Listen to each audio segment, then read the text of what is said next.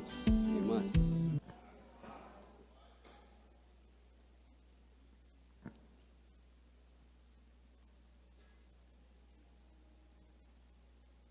Então, vamos abrir as nossas Bíblias para a gente compartilhar, né, esse tempo.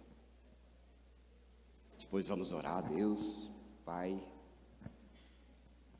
Vamos ver lá no livro de Hebreus, capítulo 10, versículo 5. Então, lá no Novo Testamento, vai abrindo lá para trás. Hebreus 10, versículo 5. Diz assim a Bíblia, olha. Por isso, ao entrar no mundo, diz: sacrifício e oferta não quiseste, antes um corpo me formaste. Não te deleitaste com holocaustos e ofertas pelo pecado. Então eu disse: eis, aqui estou. No livro está o meu respeito, para fazer, ó Deus, a tua vontade. Verso 16. Esta é a aliança que farei com eles. Depois daqueles dias, diz o Senhor, porei no seu coração as minhas leis, e sobre a sua mente as inscreverei. Acrescenta, também de nenhum modo me lembrarei dos seus pecados e das suas iniquidades para sempre. Esse pequeno texto da Bíblia, uma das advertências que a gente encontra lá no Hebreus mais sérias, é sobre voltar atrás, retornar ao antigo modo de vida, abandonar a transformação que Jesus veio fazer em nossas vidas. Aqui a Bíblia fala para os cristãos que estavam naquele tempo, passando e pensando em abandonar Jesus. Eles muitas vezes esfriavam, largavam a fé e queriam voltar ao sistema antigo, sem compromisso, sem vida, mas uma vida qualquer. Aqui revela ainda essa obra de Jesus como aquele que cumpre a vontade de Deus. Jesus remove o que era imperfeito e não tinha nenhuma utilidade mais, e ele inaugura um novo e vivo caminho, que era um relacionamento com Deus, onde Deus estava presente nas suas vidas. Jesus veio fazer isso. Jesus, quando ele veio, ele tira o velho para colocar o novo, colocar as coisas novas. Ali no versículo 9, olha aí na sua Bíblia, olha o que diz. Então acrescentou: eis, aqui estou para fazer, ó Deus, a tua vontade. Remove o primeiro para estabelecer o segundo. Aí a Bíblia diz que Jesus veio remover as coisas antigas, velhas, que não tinham nenhum efeito, que não funcionavam, não funcionava para nada. Ali a Bíblia fala que era a antiga aliança, que ela formava por sacrifícios e aquela repetição sem fim, que tinha que fazer o tempo todo, mas não dava resultado para a vida de ninguém. Então Jesus veio tirar aquilo tudo e falar: olha, eu cheguei, e cheguei para que vocês possam viver uma vida diferente, não dessas que vocês têm tido, mas uma vida bem diferente. E ali ele veio trazer isso para nós, para a sua igreja. Às vezes, né, tem hábitos que a gente tem, às vezes tem culpa que a gente carrega, às vezes é um jeito de pensar que a gente vive que é sempre daquele jeito, mas ela precisa ser removida para que Jesus possa entrar e falar assim: olha, comigo vai ser diferente a vida de vocês. Quero dar uma vida nova para vocês. Quero fazer valer a pena a vida de vocês. Quero tirar o que é velho. E a nossa parte é receber essa novidade. Quantas vezes a gente vive pelas coisas antigas que a gente sabia, né? Antigamente, que a gente vivia, que não valia nada. Eu lembro que, quando eu era criança, me ensinavam, né, algumas coisas, algumas rezas que eu precisava saber. Eu tinha que decorar e fazer. E eu não sabia nem para que servia aquilo tudo. E até reza que não havia nada a ver, de muitas maneiras. Eu me lembro que uma madrinha minha, ela me ensinava uma coisa bem esquisita. Assim. Às vezes eu falava para ela que eu tinha medo do escuro, de dormir sozinho. E às vezes a gente passa por essas coisas, né? Alguém que já teve medo do escuro? Alguém que só dorme de luz acesa? A gente vai orar, né? Oi, irmã, quase me assustou, coçou a cabeça, achei que fosse levantar a mão. Eu já tinha medo, e aí uma me ensinou assim: olha, Fábio, vem aqui, você vai fazer uma coisa. Você vai fazer assim, nos 4 cantos do seu quarto, você vai lá e vai fazer assim: casa de 4 cantos, cada canto tem um anjo da guarda. Me livra do pesadelo e do saci da mão furada.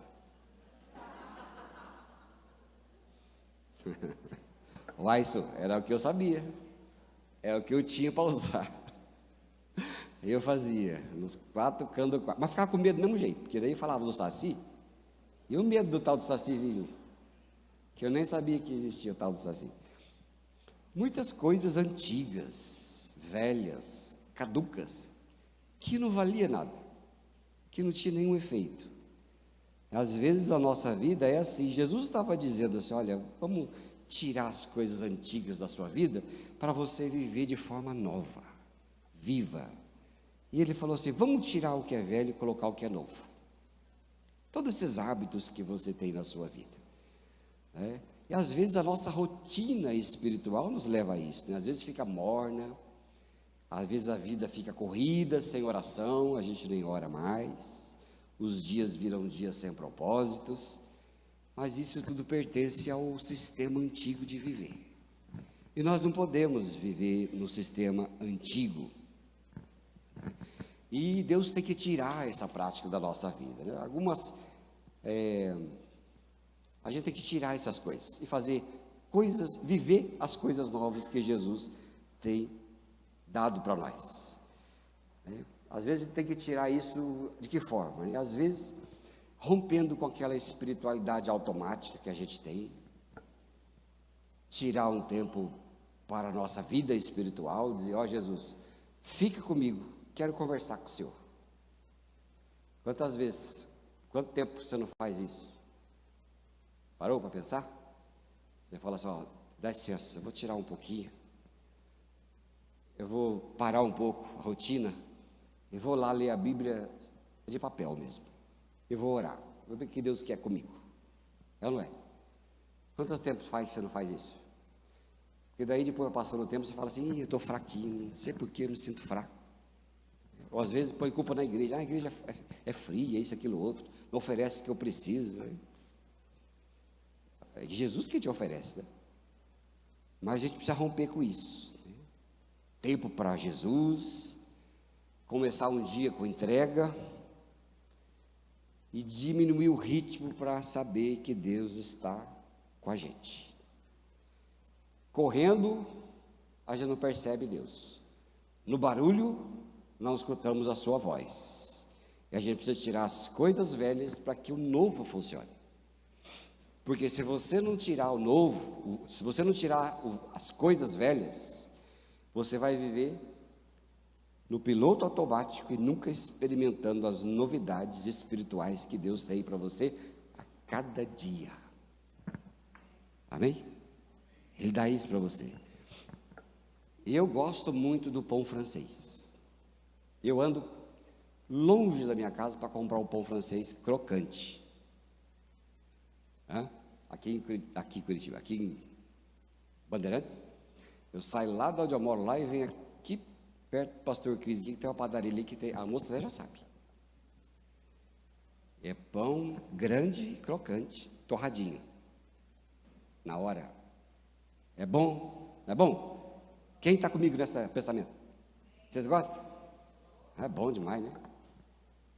Esse dia eu comprei, mas não comi. Comprei 4, amarrei no saco, não comi, porque resolvi comer outra coisa. No outro dia, peguei a pastora, vamos tomar café. Abrimos o pão, era o mesmo pão. Só que estava tão ruim, parece que virou uma espuma. Que coisa ruim. Pão é novo. Jesus tem que ser novo para nós. Ele é o pão da vida. E nós não sobrevivemos da experiência de ontem. A experiência de ontem não serve. Tem que ser de agora. É do dia a dia.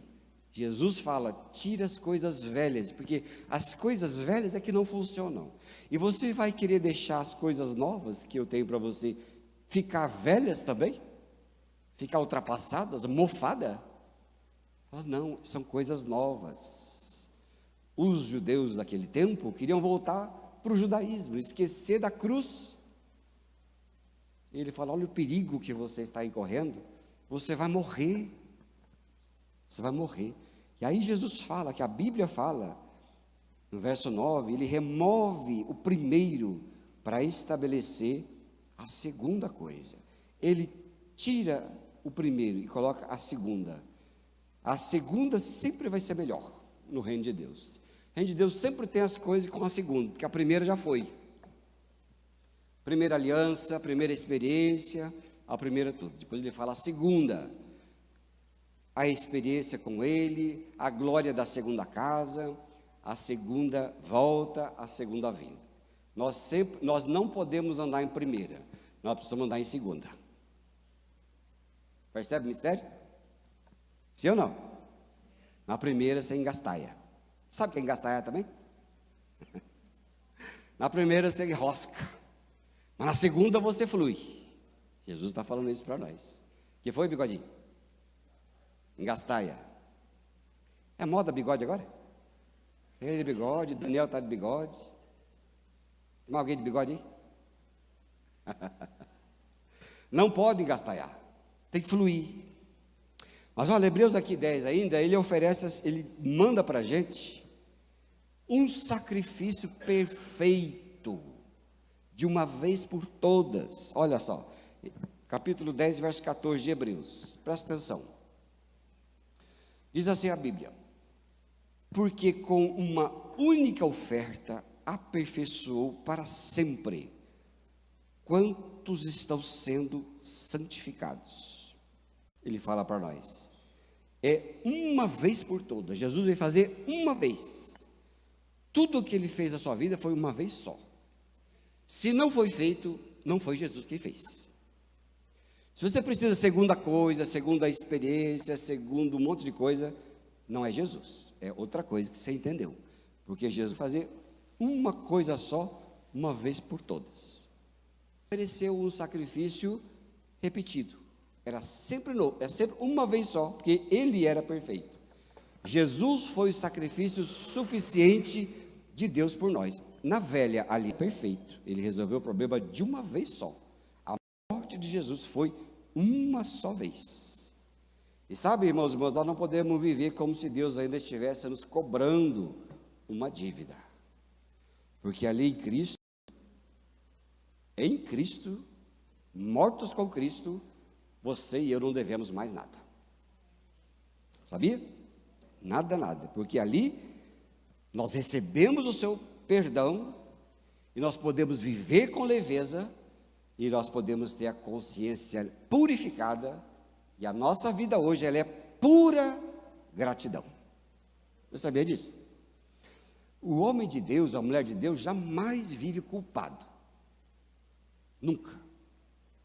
Se você tem uma vida de fé, mas você se culpa por coisas espirituais, porque você deve, que você tem que pagar, porque você não é suficiente, que você não é santificado o suficiente, que você não orou o suficiente, que você nunca é suficiente, você tem que olhar para a cruz de Cristo e crer.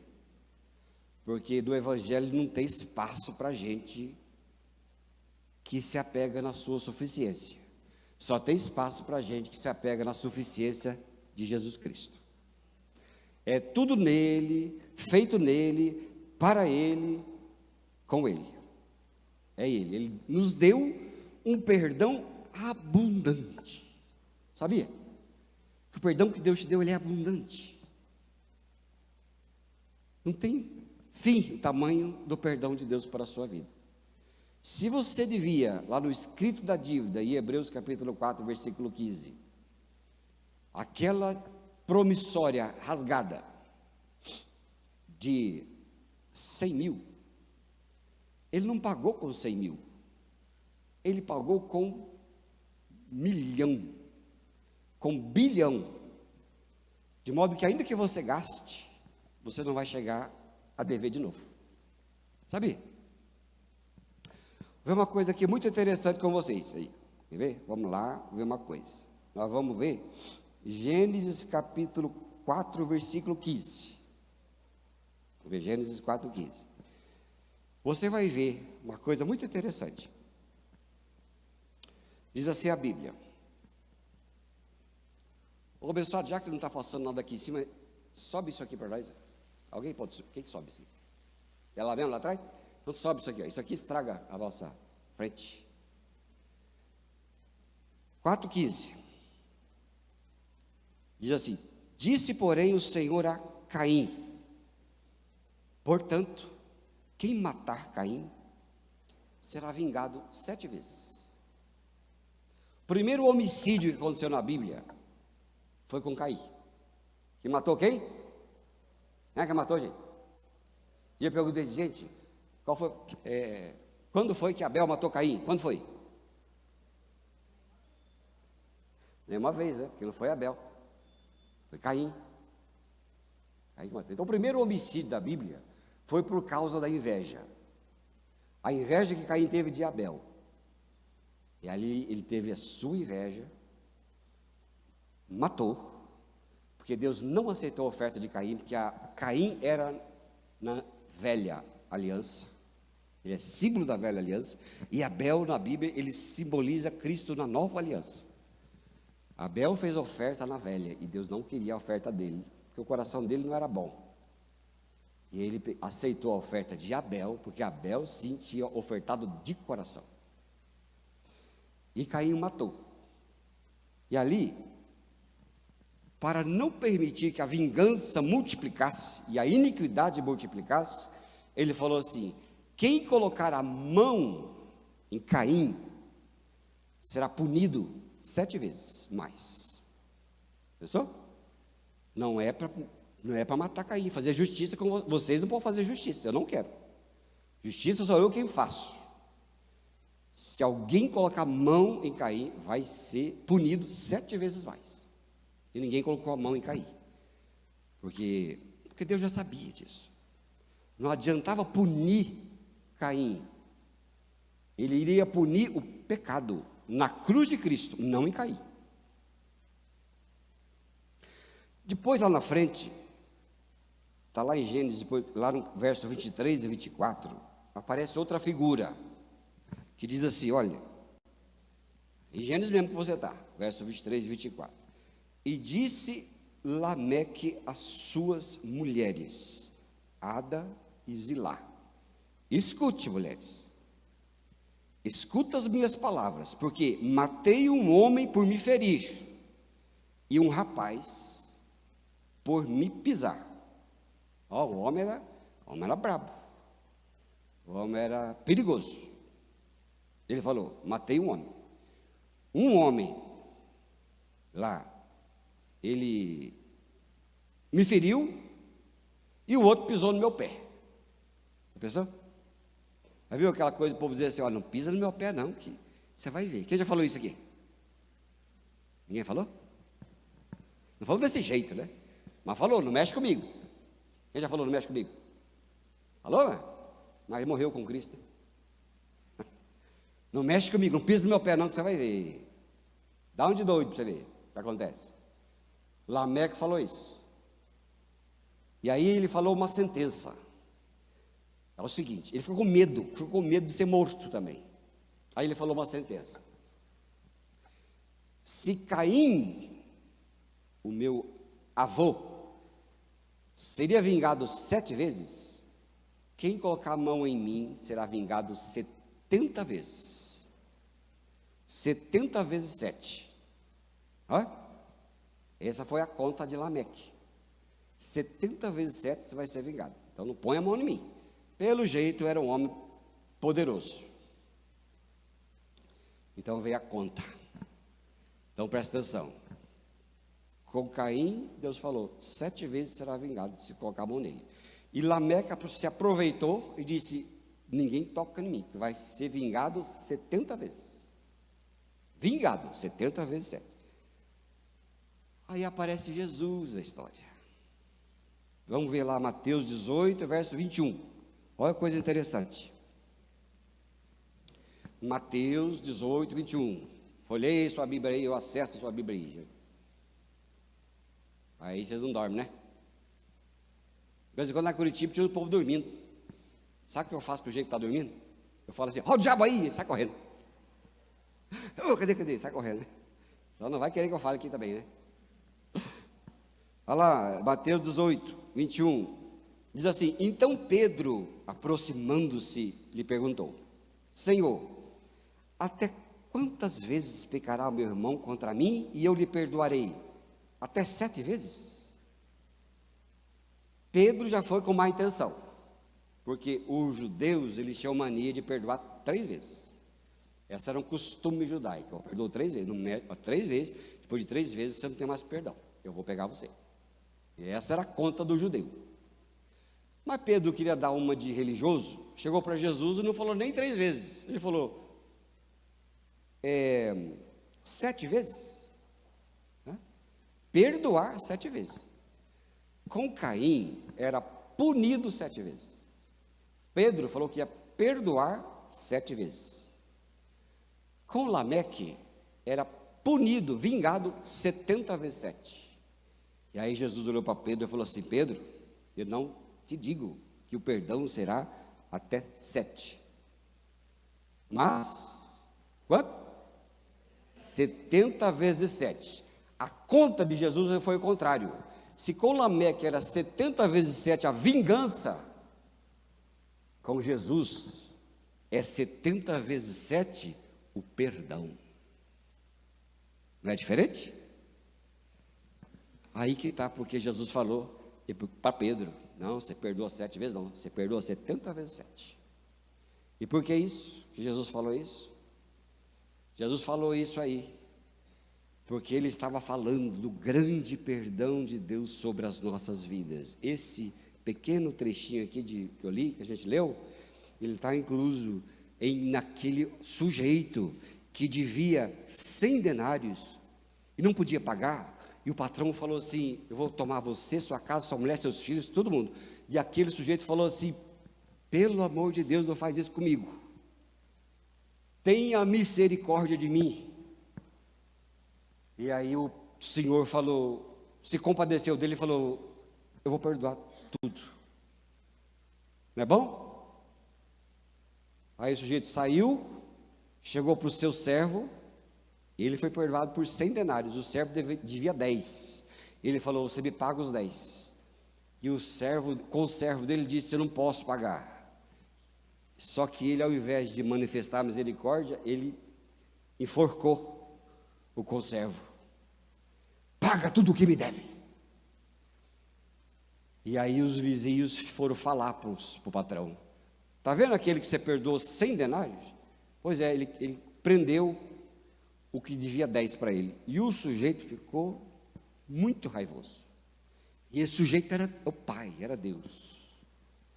E ele veio, falou, pai era Deus, ele veio e fez. E ele falou assim, você é infiel, você não sabe que você foi perdoado de bilhões, e você foi cobrar centavos. O que é que Jesus disse? Ali, ele disse, há perdão abundante para vocês. Então, observa bem que Jesus disse lá em Hebreus, ali, ó, que nós lemos lá no começo, porque com uma única oferta ele aperfeiçoou para sempre todos quantos estão sendo santificados. Não tem mais culpa para o Filho de Deus, para a Filha de Deus. Ele perdoou a gente. Não tem espaço para o velho pensamento, a velha vida, para a velha doença. Por que as pessoas são deprimidas? As pessoas são deprimidas porque olham para trás. É sempre assim. Vá pesquisar. Depressão é coisa de gente que olha para trás, só olha para trás. Por que eu não fiz? Por que aconteceu? Por que eu não tomei o outro caminho? Por que eu não escolhi outra pessoa? Por que eu não fiz outra coisa? E fica e se, e se. E o e se deprime. Deprime ou não deprime? Já se parou perguntando as coisas lá atrás que você fez e ficou remoendo? Sim ou não? Pois é. É remoendo. Por que eu não... Por que eu coloquei meu dinheiro nisso? Por que eu abri aquela firma? Por que eu emprestei? Emprestou porque foi desobediente, né? Primeira coisa que eu começo. Mas por quê? Por quê? Por quê? Não tem porquê, queridos. Sabe? Tem que tirar o velho padrão de culpa e abraçar o novo. O que é o novo? Perdão. E que perdão que é esse, gente? É perdão de Deus, de Cristo pelas nossas vidas. Amém? É isso que Ele é. Por isso que muita gente vive carregando culpa antiga, erros que já confessaram no passado, mas fica pescando aquilo que Jesus já perdoou. É ou não é? Ele já perdoou gente rancorosa. Não com os outros também, porque gente rancorosa, ela não recebe o perdão de Deus. Entende? Faz a sua análise. Você é rancoroso? A pergunta é a pessoa que está lá dentro. Vira aí para o lado e fala, você é rancoroso? Perguntei. O que você acha? É rancoroso? O que será que deu, hein? O que será que deu? Mulher é rancorosa. Eu acho. Os homens acham? Eu não sei, às vezes eu faço uma coisa para minha mãe lá, ela faz para mim, eu não lembro mais. Esses dias ela veio falar uma coisa de 30 anos atrás, eu falei, mulher, que negócio é esse? Que troço é esse, mulher, de 25 anos atrás? Você não lembra o que você fez? Claro que eu não lembro o que eu fiz. Por isso que muitos casais não vão para frente, eles têm dificuldade de perdoar para valer. Passar um pano, acabou. Aí traz lá de trás. E toda vez que traz lá de trás, né? Toda vez que traz, eles se desgastam. Porque há um desgaste constante, é um desgaste constante. Mas o rancoroso, ele não perdoa os outros, ele não se perdoa e não recebe o perdão de Deus. E vive na culpa. Sabia? Você não recebe perdão de Deus, porque você não consegue. Porque você acha que o padrão de Deus é o teu padrão. E não é o teu padrão. O padrão de perdão de Deus, você e eu não conhecemos. Você não conhece, mas Ele conhece. O padrão do perdão de Deus é de bilhões. Não há em nossa vida pecado suficiente que Ele não possa perdoar, que Ele não possa cobrir, porque foi de bilhões. E é isso que ele fala. Então, lá no verso 17 de Hebreus 10, presta atenção que ele falou. De nenhum modo me lembrarei dos seus pecados e das suas iniquidades. Sabia, seu Jaguar? Desculpa aí. Você que tem seus defeitinhos, ele diz, de nenhum modo me lembrarei dos seus pecados. Todos nós vivemos da vida velha. No nosso passado, ele foi... É assim mesmo, gente. Você considera que tem um passado ruim? Responde aí com você mesmo. Teve um passado ruim? Eu tive passado ruim. Uma vez alguém me falou assim, viu, qual filho você não gostaria de ter? Me mostrou um povaréu. Eu olhei para o povaréu e eu me lembrei de uma coisa. Falei, olha, o filho que eu nunca gostaria de ter sou eu mesmo. Porque eu fui um filho que eu não gostaria de ter. Tão egoísta, desgraçado que eu era. Fazia meus pais sofrer. Coisa incrível. Mas eu não olho mais para trás. Não posso. Porque se eu olhar para trás, eu me deprimo. E outra coisa, olhar para trás é um pecado. Porque se Jesus nos perdoou de todos os nossos pecados, Ele fala para nós, de modo nenhum eu me lembrarei dos seus pecados. Então o maior algoz e carcereiro de nós mesmos somos nós mesmos. Porque aquele que podia nos prender, que tinha condenação de morte, Ele abriu as portas das prisões, arrebentou o cadeado, jogou fora e disse, você não está preso nunca mais. Porque dos seus pecados eu nunca mais me lembrarei. Glória a Deus? Ou vocês estão chocados? Hã? Eu nunca mais me lembrarei dos seus pecados. Quem é você? Quem sou eu? Quem é você? Pecador? Pecador. Porque o pecador, ele é ladrão, ele é mentiroso, ele é egoísta. Ele é tudo. E quando não é por ato, ele é por fato. Jesus disse para a pessoa assim, o povo tinha essas bestagens com Jesus, falava com Jesus, e dizia para ele,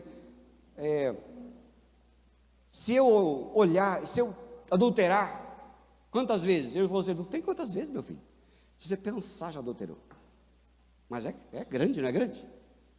Pensar já adulterou, porque o pecado te faz ficar longe de Deus, ele é simplesmente o pecado. Você não é pecador porque você rouba, porque você mata. Não, você é pecador. Eu mato, roubo, sou egoísta, até na minha mente, porque eu sou pecador. Não são as coisas que eu faço que me torna condenável. O que me tornou condenável foi o pecado. Então, quem é você? Quem foi você? Não importa mais. Não traga mais para frente. Deixa enterrado. Muita gente vive carregando essas culpas antigas, esses erros de trás, mas a gente precisa ter uma exposição, né, irmãos e irmãs? Parar de revisitar pecado antigo, ficar visitando não, já foi. Jesus já perdoou. Quando a culpa vier, o que é que você disse? Sai daqui, Jesus já me perdoou na cruz. Deus não se lembra demais de nós que nós fizemos. Porque há perdão. E quando você vive na velha vida, vive pesado, cansado, sem alegria e acreditando mais na acusação do que na graça de Deus. Mas não é assim conosco. Porque Jesus nos perdoou completamente. Nós não andamos na velha aliança, andamos na nova aliança. E a suficiência não é nossa, a suficiência é de Jesus Cristo. Tudo que Deus quis de nós, Ele providenciou no Filho. Tudo. Quem você acha que deve ser? O mais santo? Ele providenciou no Filho. Porque você não pode ser. Quando Deus quis que você seja perfeito, Ele não quis de você, porque você não pode. Mas o Filho pôde. O Filho é perfeito. Quando Deus requereu obediência de você, você pode? Não pode. Mas o Filho obedeceu, e Ele se agrada do Filho. Deus nos torna agradáveis no Filho. Se você tem o Filho, você tem tudo. Se você não tem o Filho, você não tem nada. Não há o que preste na sua vida sem Cristo, entendeu? Não há nada. A Bíblia diz lá em Isaías que a nossa justiça é como trapo de imundícia. Vá buscar na Bíblia o que é trapo de imundícia. E ela falou, a sua justiça é isso, eu não aceito. Ele nos aceita no Filho. Se eu estou em Cristo, sou nova criatura. Ah, mas eu não sinto. Você tem que sentir? Você tem que sentir ou não tem que sentir? Você tem que o quê? que você tem que fazer? Crer. Você não tem que sentir. Porque você anda pelo que sente. Deus me livre de andar pelo que sente. Numa hora você está bom, outra hora você está ruim, outra hora você está rindo, outra hora você está chorando. É na verdade. Quem conhece gente assim? É assim. Uma hora tem um hormônio, outra hora está sem hormônio. É assim. Hoje eu sinto que estou salvo. Não, eu sinto que não estou. Que raio de evangelho você ouviu? Que hoje você sente que está salvo? Hoje você... E o dia que você morrer, que você vai sentir que não está salvo? Lascou, né, irmão? Eu vou morrer sempre crendo que eu estou salvo. E você? Vai? Aí você vai. É Ele, gente, é Ele. Jesus, a nova aliança. Um sacrifício feito de uma vez por todas e suficiente. Suficiente. Ele é só para nós. O Evangelho, gente, é maravilhoso. É vitória para nós. Não é? Jesus é maravilhoso. Amém? Sabia disso? Diga assim, Jesus é maravilhoso. Credo? Só isso? Diga assim, Jesus é maravilhoso. Depois nós vamos cantar um canto de novo aqui, ô Bruno, e você vai consertar esse negócio aqui, porque vocês cantam de louvor, e a turma estava da unção da múmia. Eu não sei que a turma estava essa unção de múmia que vocês estavam. Vamos aprender isso. Tu és soberano. As múmias tudo aí mumificado. Que raio é isso? É possível, gente. Você acha que é pecado balançar? Você acha que é pecado balançar ou não é? Não tem louvor, fala trupica, mas não cai? Não é louvor não. Desculpa aí. É verdade, é louvor. É outra coisa, né? Nós balançamos, mas não caímos. Não, gente, é louvor. O homem de Deus, a mulher de Deus, é louvor constante. É louvor quando acorda, é louvor quando deita, é louvor quando passa por tribulação, é louvor quando está bem, é louvor quando está ruim, ele louva. Porque isso aqui é tudo passageiro. Isso aqui é tudo sombra. Isso vai passar tudo. Vai sobrar nada. Tem a turma da COP30 aí, todo louco, achar que vai salvar o planeta. Isso é coisa de gente. Vocês me desculpem. Mas não tem jeito de salvar o planeta. Não tem jeito. Nós não temos esse poder nem de salvar e nem de estragar. Vocês entendem o que eu quero dizer, o mistério? Não tem. Eu já pulei de paraquedas. Quem pulou de paraquedas? Quem já pulou de paraquedas aqui? Você pulou? Vamos de novo? Vamos? Minha tese é a seguinte: quanto mais velho nós ficamos, mais coisa perigosa podemos fazer.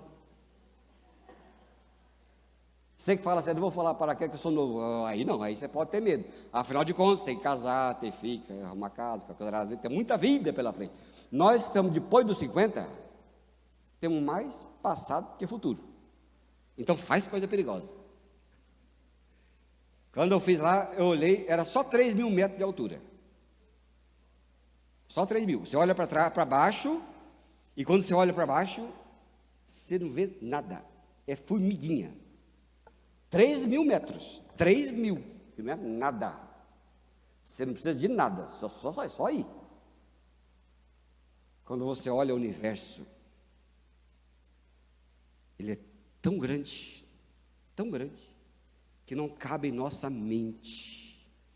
Não tem fumacinha o suficiente para estragar o planeta. Se é que está estragando, é porque o movimento natural, o movimento de envelhecimento que acontece naturalmente do universo é que acontece. Lógico, ninguém precisa tacar garrafa de água no rio. Aí não, né, gente? Aí não é disso que eu estou falando. Mas olha, Deus é maravilhoso e o seu perdão é tão grande que não há grandeza no universo que possa apagar. E nós somos só louvor de ponta a ponta, de tão perdoado que nós somos. Amém, irmãos? Ele é maravilhoso para nós. Não tem jeito. Olha o verso 16 e 17 agora de Hebreus. Isso é tremendo. Ele diz assim: porei no seu coração as minhas leis, e sobre a sua mente as inscreverei. também de nenhum modo me lembrarei dos seus pecados e das suas iniquidades, não lembrarei para sempre. Jesus, ele veio fazer uma segunda coisa de uma vez só: escrever o seu caráter, dar a sua vida e imprimir no nosso interior. Imprime. Não é mais pode ou não pode, é eu vivo e vivo. Essa nova aliança não depende de nada de mandamento externo de ninguém, mas de uma transformação que o Espírito Santo faz em minha vida e na sua vida. Você sabia disso? Ele transforma a sua vida. Ele muda a sua vida, ele transforma o seu interior. Tudo. Amém? Não precisa ninguém mandar você fazer ou não fazer. Porque você faz ou não faz, porque está dentro de você. Dentro da sua vida. Não é pode ou não pode. Às vezes a gente quer mudar nosso comportamento. Mas ninguém muda comportamento. A gente muda de natureza. Natureza. Jesus não veio mudar comportamento de ninguém. Antigamente, a turma religiosa mudava comportamento no pessoal. Veste isso, não veste aquilo, corta isso, não corta aquilo, não assiste isso, não assiste aquilo, faça isso, não faça aquilo. Aquilo transformou um monte de gente doida. Porque não se muda gente mandando. Jesus, ele veio mudar a nossa vida de dentro para fora. Ele veio, diz a Bíblia ali, antes era pode, não pode, agora ele diz lá na nossa vida: vou pôr no coração de vocês as minhas leis, não em tábuas, mas no coração. E o coração de vocês vai viver bem. E esta é a nova aliança de Deus em nossas vidas.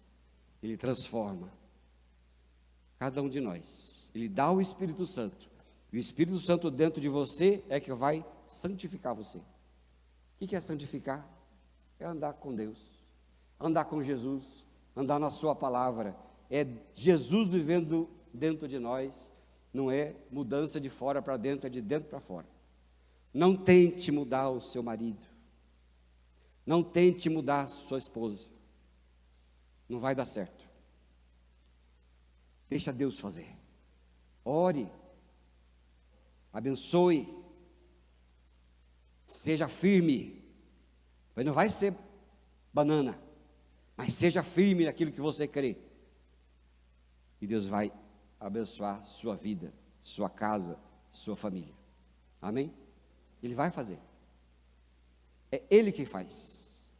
Se você for ver devagarzinho lá depois em João 6,65 e 6,44, Jesus falou uma coisa muito interessante.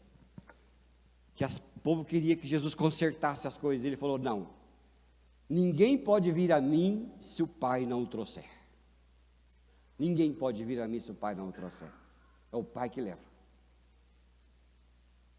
Eu não posso levar ninguém. É o Pai que leva. Posso pregar, posso orar, mas é o Pai que leva, porque se o Pai não levar, ninguém fica. A gente até consegue colocar algumas pessoas aqui dentro por algum tempo. Não consegue? Quantas pessoas estiveram aqui dentro já não estão mais, vocês conhecem? Conhece? Sim ou não? Cadê? Eu não sei cadê. Mas se você tentou trazer, não fica. Mas se Jesus trouxe e Ele mudou o coração, você está aqui. Aí você fica. É ou não é? Você fica. Por que você fica? Porque tem obra do Espírito Santo na sua vida. Porque tem obra de Deus na sua vida. Não foi ninguém que te trouxe, foi Jesus quem trouxe. Se Ele não trouxer, você não fica. Se eu trouxer e deixar amarrado aqui, nem amarrado do jeito fica. Não fica. É Ele que traz. É por isso que Jesus falou: eu vou escrever a lei no coração de vocês. Porque Jesus liberta. A religião prende. A religião prende. Faz, não faz. E prende o sujeito. Mas Jesus liberta. E é o amor que libera. E ninguém quer ir embora com amor. É isso que é a nova aliança de Jesus. Não é lei para você decorar. É lei que você viver. É isso que Ele faz em nós, em nossas vidas, não é? Isso significa que Deus não só manda, mas Ele faz em nós. Ele não ordena, Ele capacita a você. E Ele não exige, Ele realiza na sua vida. Sabia? É isso. Tudo que Deus pede para você não é difícil, não. Entendeu? Ah, Deus pede para fazer. É ruim, é difícil. Não é difícil. Se Deus pede, Ele te dá o poder. Se Ele coloca 1 tonelada em cima do seu caminhão, Ele reforça o motor. Ele não deixa você. Não é? E aqui, última coisa. Vamos ver o verso 19 e 20. Diz assim a Bíblia: tendo, pois, irmãos, intrepidez para entrar no Santo dos Santos, pelo sangue de Jesus, pelo novo e vivo caminho que Ele nos consagrou, pelo véu, isto é, pela sua carne. Jesus abriu um caminho vivo para nós. Ele deu o caminho para nós. Ele fala: agora você pode entrar na presença do Rei. Pode sentar na mesa do Rei. Pode andar comigo, pode pedir que Ele vai te responder. Não precisa pedir para os outros, não. Ore por mim, ore por mim, ore por mim. A gente ora por você, mas ora você. Que quando você ora, Ele vai te responder. Você não precisa mais de sacerdote. Você não precisa mais de terceiro. Ele abre a porta do céu para você, irmão, irmã. Amém, Jesus? Ou vocês estão chocados ainda? Está tão profundo que vocês estão chocados. Hein? Você ora, Ele atende. Você clama, Ele responde. Você bate, Ele abre a porta. Você vai buscar e Ele se deixa encontrar. E Ele responde você. Ele fala com você. É o novo e vivo caminho. Não tem mais nenhum impedimento. Não tem um véu mais. Ele abriu o caminho. É o corpo dele rasgado por vocês. Porque Ele se rasgou para nós. Foi a sua pessoa. Aqui no livro de Hebreus, mesmo que diz, ele falou, você não deu, Pai, casa, você preparou o corpo para mim. É o corpo de Jesus que veio, se deu, foi rasgado para que você pudesse viver, andar com o Pai. É vivo o caminho. É você e Deus. Não você mais, mas é você crendo no Senhor. Cada dia, né? Eu estava lendo aqui, vou encerrar aqui para nós orar, que tinha lá na cidade, uma ponte velha, frágil e cheia de rachadura. Todos atravessavam com medo, ouvindo o rangido de madeira e esperando que ela não caísse naquele dia. Então, um engenheiro experiente chegou e disse: vamos construir uma ponte nova, forte, segura e definitiva. Vamos fazer a ponte de Guaratuba. Quando a ponte ficou pronta, era tão sólida que até caminhões atravessavam por ela com segurança. A ponte antiga foi interditada, mas ainda assim, alguns moradores insistiram em continuar usando a velha ponte por costume. Um dia, uma criança observou o senhor andando pela ponte, atravessando com bastante medo. Aí ele falou: por que o senhor está andando por essa ponte? Anda pela do lado, que é nova e é segura, todo mundo está passando por ela. De repente o homem viu e despertou. E ele se voltou, atravessou pela ponte nova e descobriu que ela não balançava mais. E não precisava andar com medo. Assim é Jesus, que Ele tirou a ponte velha de nossos pés, que nos fazia andar com medo, que nos fazia andar inseguros, que nos fazia andar tropicando, culpados, angustiados, e deu uma ponte nova, e a ponte é a cruz. E Ele estabeleceu a cruz e fala: ande por ela, e você nunca mais vai ter medo de mim. Eu não tenho medo de Deus, o Pai, o meu Pai. Tem medo do seu Pai? Alguns têm, né? Alguns até têm. Mas eu não tenho medo dele, porque a palavra dele diz que Ele inaugurou um novo e vivo caminho. Posso andar seguro, erro, Ele vai me perdoar, vai me purificar. O passado não vai ficar na minha cabeça mais me atormentando. A culpa não vai mais me atormentar, porque há graça para eu viver todos os dias da minha vida, e eu vou viver muito feliz, porque eu não ando mais no meu caminho velho, eu gosto do caminho novo. É a cruz de Cristo para nós. Amém, irmãos? Como é bom Jesus, irmãos, conhece Ele. Conhece Ele e vai endireitar o seu caminho. Amém? Vamos orar? Colocar a sua vida diante de Deus, minha vida diante do Pai. Vamos orar ao Senhor. E eu quero orar com a sua vida.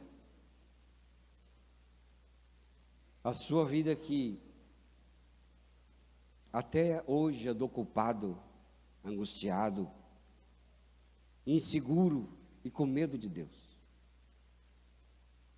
Quero que você creia que em Cristo há abundante riqueza para tirar você da falência espiritual, da falência emocional, que há perdão para você viver sem culpa, porque Ele não olha mais o seu passado, quem olha é você, e você tem que confessar esse pecado e dizer: eu não quero mais, quero ser livre. Amém, irmãos? Quantos querem ser livres, irmãos? Querem ser livres? Feche teus olhos. E você que andou angustiado, oprimido pelo passado, oprimido pela culpa, oprimido pela falta de perdão, vem aqui no altar, vamos orar junto. Quero orar com a sua vida, orar comigo. Vamos colocar a sua vida diante do Senhor, para que você tenha uma vida nova, uma vida na ponte nova, que você não ande mais na ponte velha, mas na nova ponte que é a cruz de Cristo. Se você quer cura para a sua alma, para a sua vida, vem aqui no altar. Tenho certeza que Deus vai te abençoar com paz, vai te abençoar com vida, e a vida abundante que Ele tem. E você vai receber do Senhor o sopro da promessa de Deus, o sopro da alegria de Deus, que é isso que Ele quer para a sua vida, é isso que Ele quer para os seus filhos, que nós pecamos quando não agradecemos pela obra perfeita que Ele fez.